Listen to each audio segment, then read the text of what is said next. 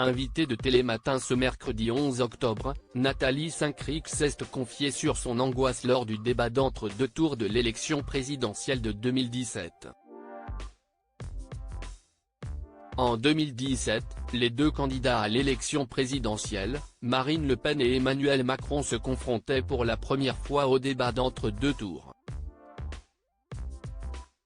Si Emmanuel Macron a, par la suite, été élu président de la République, l'une en revanche n'en garde pas un formidable souvenir, si est Nathalie Saint-Cricq qui animait ce débat aux côtés de Christophe Jacobi-Sezin.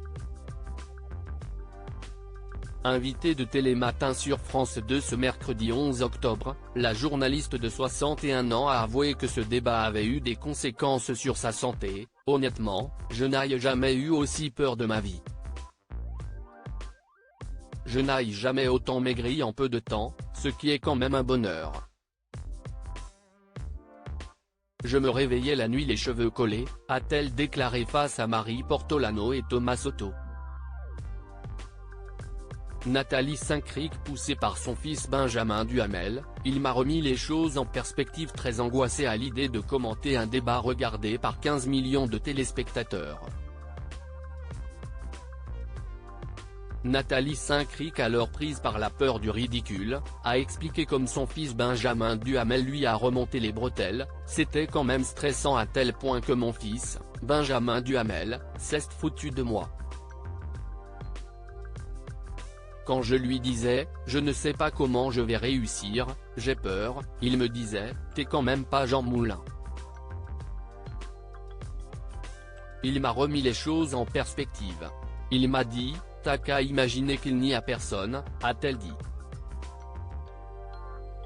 Un débat compliqué pour Nathalie Saint-Cricq. On ne peut rien faire dans cette émission en mars 2021, alors invitée de l'émission Ça fait du bien sur Europe 1, Nathalie Saint-Cricq était également revenue sur le débat d'entre-deux tours de 2017. Elle avait même avoué avoir eu les mains qui dégoulinaient. « J'ai perdu 3 kilos dans la semaine qui a précédé le débat parce que j'avais peur. » Et d'ajouter, on ne peut rien faire dans cette émission. L'ordre est fixé, le temps est fixé, on a les directeurs de l'information de TF1 et France 2 à l'oreillette sans arrêt, les conseillers de communication qui sont derrière. En plus, quand je criais juste pour dire « s'il vous plaît, on enchaîne dans la réalisation », notre son était vachement plus bas. Un débat dont Nathalie Saint-Cricq s'en souviendra toujours.